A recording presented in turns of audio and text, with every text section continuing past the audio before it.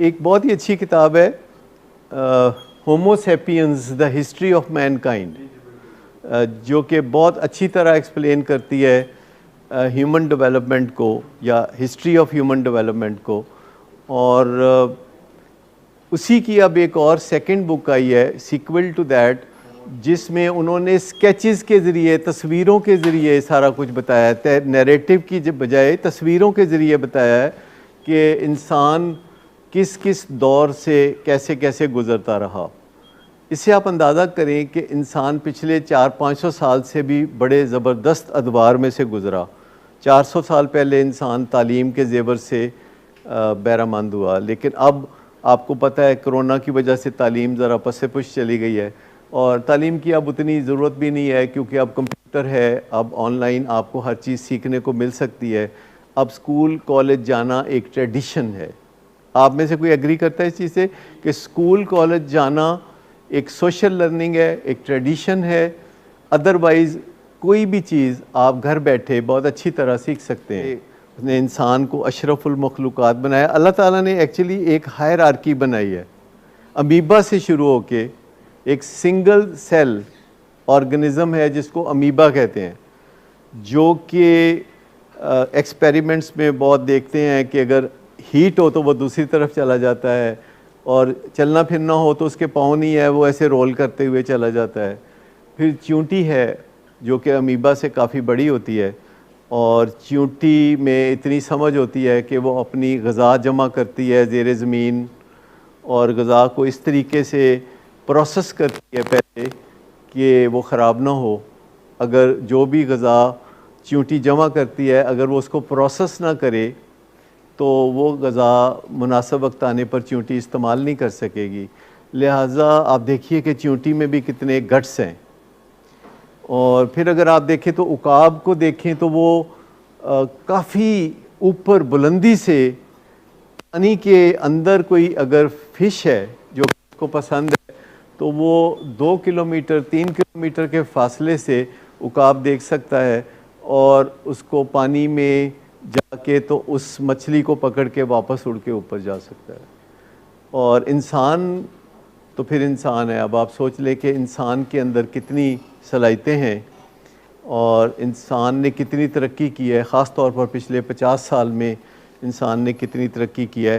اور ایڈکشن سے ریکوری میں پچھلے 50 سال میں حیرت انگیز ترقی ہوئی ہے، حیرت انگیز، کہ کس طرح اب آپ اپنی کریونگز پہ قابو پا سکتے ہیں، کس طرح آپ اپنی شیم پہ قابو پا سکتے ہیں، کس طرح آپ اپنے جو سال خراب ہو گئے ہیں ان کا نعم البدل پیدا کر سکتے ہیں.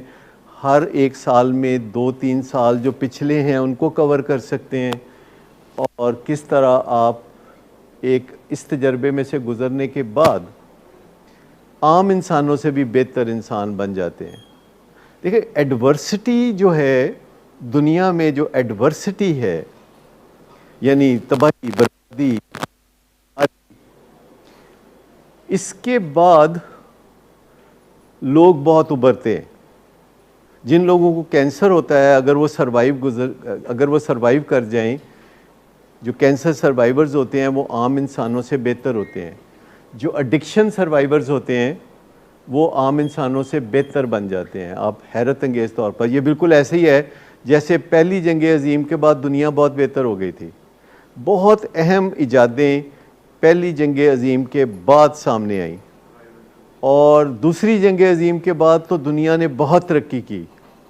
اور کہتے ہیں کہ یہ جو کرونا ایپیڈیمک ہے شاید یہ بھی کوئی جنگ عظیم ہے جو کہ انسان لڑ رہا ہے.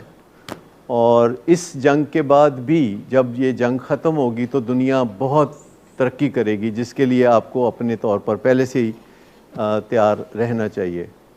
لیکن اگر آپ ان دونوں سسٹمز کو سمجھ لیں، جن کو ہم گو سسٹم کہتے ہیں اور نو سسٹم کہتے ہیں، اور آپ کی فنگر ٹپس پہ ہو اور آپ کو ہر وقت پتہ ہو کہ اس وقت یہ جو میں غصہ کر رہا ہوں، اس وقت جو میں آنکھیں دکھا رہا ہوں، اس وقت جو میں دھمکیاں دے رہا ہوں، تو دس از مائی گو سسٹم. اور اس وقت جو میں کہہ رہا ہوں کہ یار ٹھہر کے بات کریں گے، ابھی میں سوچنا چاہتا ہوں، میں اس کا کوئی حل نکالتا ہوں، ابھی ذرا تحمل کرو، تو کون سا سسٹم ہے؟ یا اگر آپ کہتے ہیں کہ میں کوئی کتاب پڑھ لیتا ہوں جس میں مجھے پتہ چل جائے کہ اس مسئلے کا حل کیا ہے، تو آپ کا جو نو سسٹم ہے وہ آپ کو گائیڈ کر رہا ہے. اور اگر آپ کو کہتا ہے دیکھا جائے گا جو مرضی ہوگا کر دیو، تو یہ گو سسٹم ہے. جی، not only cravings but other aspects of willpower, یعنی آپ کی مرضی آپ پہ چلے.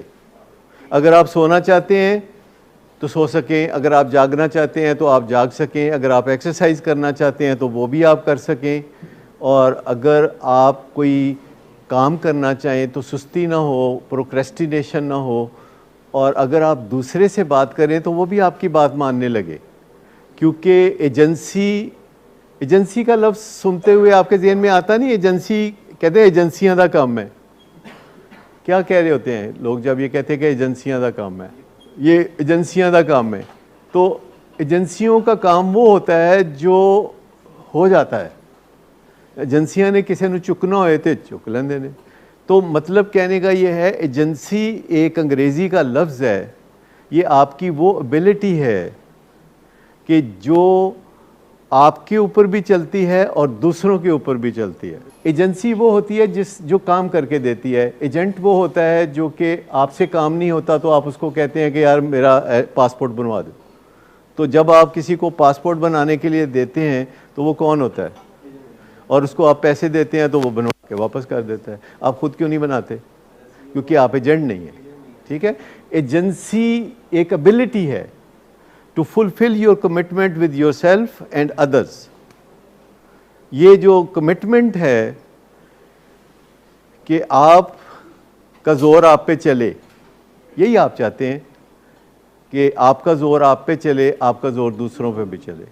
لیکن آپ کو پتہ ہے ایڈکشن میں بندے کا زور اپنے آپ پہ نہیں چلتا اور اپنے فیملی ممبرز پہ بہت چلتا ہے، کیونکہ اس نے ایسے طریقے سیکھ لیے ہوتے ہیں کہ دوسروں کو کسی نہ کسی طریقے سے ایلیور کر کے ایسی بند گلی میں لے جانا جہاں وہ کچھ بول نہ سکیں، کبھی اونچی آواز سے، کبھی باڈی لینگویج سے، کبھی دھمکیوں سے، کبھی کسی طریقے سے، کوئی ویٹو تھریٹ سے، کبھی کیٹو تھریٹ سے.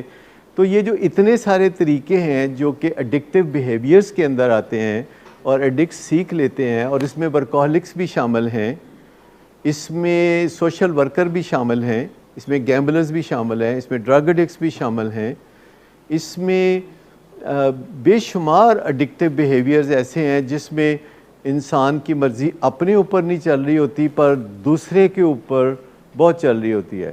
جو ورکہولک ہوتے ہیں وہ دوسروں کی جان کو مصیبت میں ڈالے رکھتے ہیں پر اپنے اوپر ان کی مرضی نہیں چلتی. وہ خود جو کرنا چاہتے ہیں وہ نہیں کر سکتے، جو کھانا چاہتے ہیں وہ نہیں کھاتے، کچھ اور کھا لیتے ہیں، جو سونا چاہتے ہیں تو وہ سو نہیں سکتے. اور جو انیبلٹی ہے اپنی ذات کے اوپر ان کا زور نہیں چلتا. اور یہ کافی اہم بات ہے کہ اگر ہمارا زور ہماری ذات پہ نہیں چلتا اور دوسروں پہ چلتا ہے تو یہ ایڈکٹیو بیہیویئرز کی وجہ سے ہی ہو سکتا ہے. لیکن اگر پہلے ہمارا زور ہمارے اوپر چلے اور پھر ہمارا زور دوسروں پہ بھی چلے تو یہ نان ایڈکٹیو ایجنسی ہے، یعنی یہ ول پاور ہے جسے ہم ویلیو ایڈڈ ول پاور کہہ سکتے ہیں. تو 4% لوگ ہوتے ہیں جن کی مرضی عام طور پر ان کے اوپر چلتی ہے، جو وہ کرنا چاہتے ہیں وہ کر لیتے ہیں، جو نہیں کرنا چاہتے وہ نہیں کرتے. 4% لوگ ایسے ہوتے ہیں. 16% لوگ ہوتے ہیں جن کی مرضی کبھی اپنے آپ پہ چلتی ہے، کبھی نہیں چلتی. 80% لوگوں کی مرضی اپنے اوپر نہیں چلتی، اور 80% لوگ ہی ایڈکٹیو بیہیویئرز میں ہوتے ہیں. اچھا، ایڈکٹ صرف وہ نہیں ہوتا جو نشہ کرتا ہے. کیمیکل ایڈکٹ وہ ہوتا ہے جو نشہ کرتا ہے. نان کیمیکل ایڈکشن بھی ہوتی ہے. نان کیمیکل جو بندے نے کبھی نشہ نہیں کیا لیکن اس کا ہر بیہیویئر ایڈکٹیو ہوتا ہے، اور وہ اپنی بات منوانا چاہتا ہے دوسرے سے بائی ہک اور بائی کروک.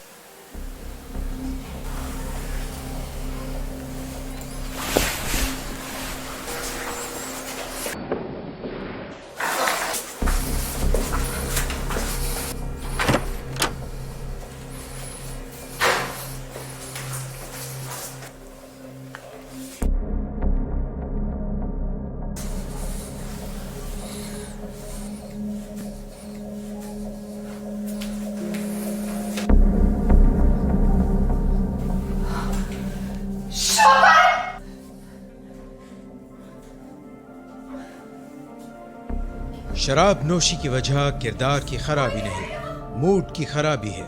شراب نوشی کبھی بھی نشے کی بیماری میں بدل سکتی ہے۔ نشے کی بیماری ہر سٹیج پر قابل علاج ہے۔ مدد حاصل کیجیے کیونکہ وہ ایسا نہیں کرے گا۔ ولنگ ویز سے مدد حاصل کیجیے، کہیں سے بھی مدد حاصل کیجیے، لیکن فوری مدد حاصل کیجیے۔ جس معجزے کے انتظار میں آپ نے بہت دیر کر دی، اب وہ دستک دے رہا ہے۔ مدد حاصل کیجیے، مدد حاصل کیجیے، مدد حاصل کیجیے۔